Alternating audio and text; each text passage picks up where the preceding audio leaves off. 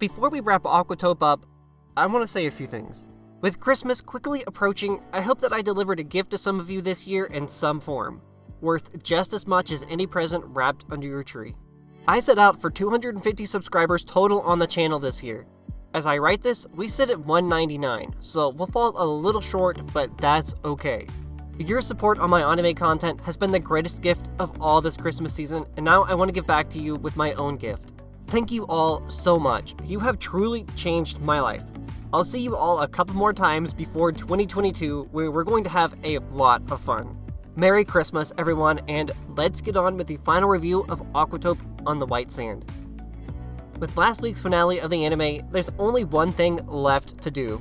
Send it off with one final, comprehensive review. Ikimashou? The Aquatope on White Sand was a unique anime and much different than what most of us were probably expecting. Episode 1 started off with who we all believed to be the anime's main character, Fuka. As it turns out, Aquatope was more about Kukuru than it was Fuka, but notice how the anime spent mostly equal amounts of time on both girls. I could see a 45-55% split too though. However, we're going to talk about Fuka first. 無理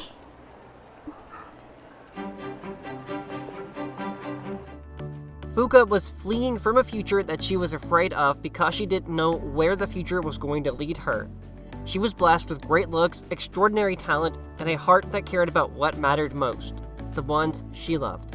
Fuka slowly developed her character in ways not even I could have predicted, which is all the more reason why she makes for such a unique character. At the end of episode 1, she begs Kukuru to let her stay and work at Gama Gama. After all, where else is she going to go? She hitched a ride to nowhere and ended up somewhere, and that's what really counts. Fuka could have meant literally anyone and gone literally anywhere, but the fact that she ended up at Gama Gama is the best case for believing in fate. In episodes 2 and 3, we saw her trying to come to terms with a new life that she ran headlong into. While she definitely hit a few walls at first, the biggest one she found herself at an impasse with was in episode 5 when her mother came to get her, and in episodes 9 and 10 when Fuka received a phone call from Ruka-chan about a lead role in a movie.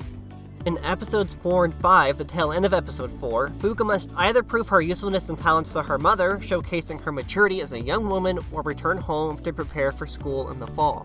We wouldn't have a story if we lost Fuka right then and there, but in a complete reversal from her character at the end of the anime, she runs away from her problems, that being her mother. She proves that she's a necessary asset to Gama Gama, even until the final moment that the doors close for good. In episodes 9 and 10, Fuka is confronted with her past once more. Does she take the movie deal and go home to Tokyo, returning to the spotlight, or does she stay at Gama Gama with Kukuru and grow a little more? The decision really plagued the anime for several weeks, pretty much right up until the second half of the anime, Tingara. Yes, I'm aware that at episode 16, they went from Tingara to Tingara with a soft L. Turn on captions if you want to see the change in the text. Fuka actually rejects the movie proposal, which shocked me because I could have sworn to you when Fuka went home, I honestly thought she took the deal in the time away from Okinawa and Kukuru. It was in her email reply that she rejected the proposal, but if you blinked, you might have missed it, like me. What does this tell us, though?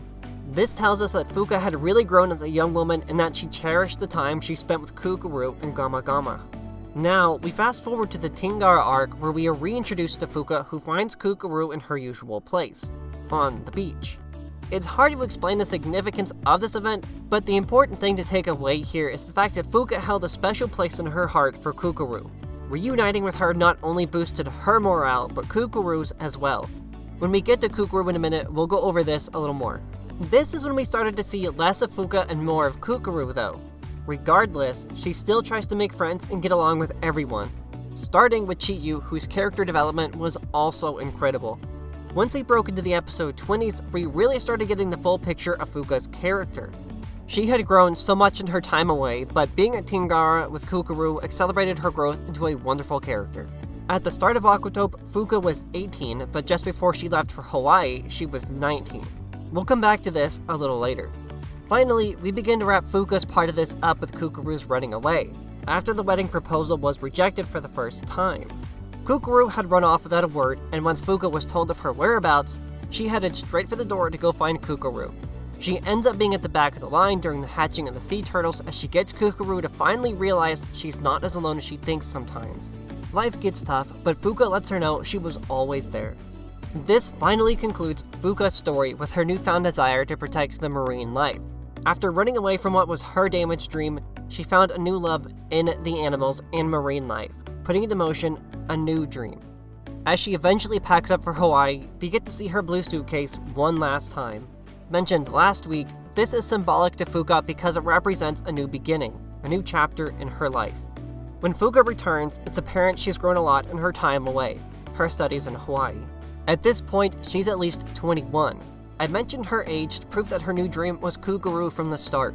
She spent more than 3 years being around and doing everything for Kukuru. But Fuka had to forge her future before she could really give Kukuru her all. Kukuru's development is harder to explain than Fuka's. Kukuru ran from her problems left and right. She seemed incredibly carefree in the early days of the anime, but she was determined not to let Gama Gama go under, no matter what. She's faced with the cost of a massive repair bill that's unaffordable and an aquarium that just can't stand up to the city aquariums, but that doesn't stop her. However, she is significantly stalled during several key moments. Briefly, let's look at Kukuru's side of episode 5, Fuka and her mother. Kukuru had already grown well attached to Fuka. The possibility she could be leaving wasn't something she could handle, so she snuck Fuka out the back door and told her to make a run for it. This is testament to the early days of the anime as well. Kukuru never really had anyone around to influence her maturation into a young adult, whereas Fuka hadn't been quite so pampered, living in a big city. This leads us into the next part. At the very end of episode 8, we were introduced to Chiyu. At first, I really didn't like her. She put Kukuru in her place, accusing her of not taking things seriously. Kukuru was already going to inherit Gama Gama before Gramps explained, however, that he was going to officially close its doors at the end of the month of August. I can't explain what it was about Chiyu I didn't like, because it was Kukuru who started the whole ordeal.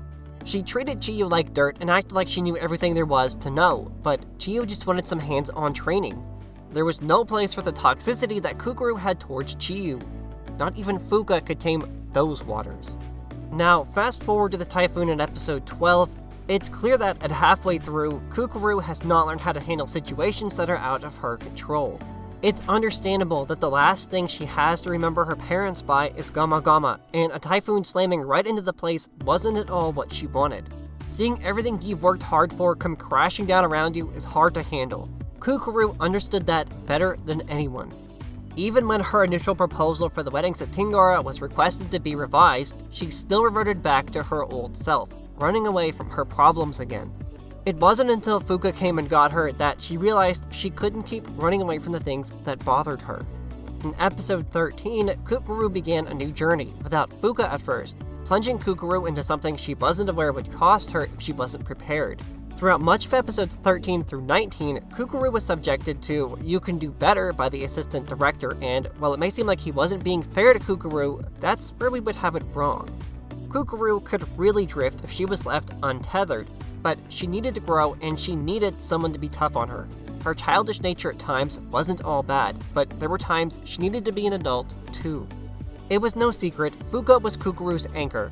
She kept her planted where she stood, and when she drifted a little too far, she was right there to tow her back to shore. Although, it took some towing from the assistant director as well. However, Kukuru was also Fuka's anchor. She didn't drift as far and as often as Kukuru would, but she was always there for her.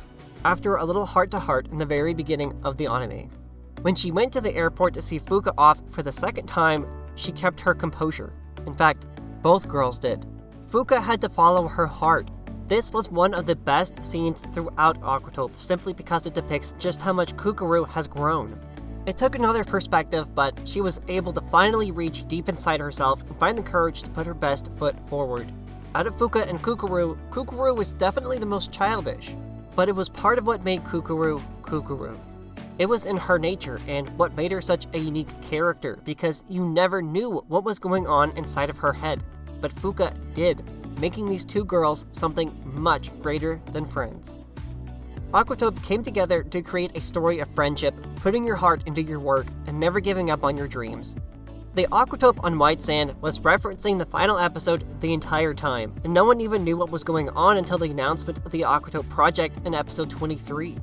The Aquatope on White Sand was the White Sand Dome, the new Tingar exhibit that Kukuru was put in charge of. A beautiful place where lives can both come together and start over. A place where dreams are born. I think we see this in Kukuru. After Fuka left, Kukuru picked up the slate and began to craft her own story.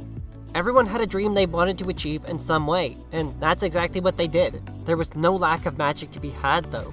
The Kijimuna had a somewhat confusing role to play, but I definitely think there was some passive influence there, too. Those scenes that Kukuru would try so desperately hard for were made possible by the Kijimuna, but also by everyone's collective thoughts and emotions as well.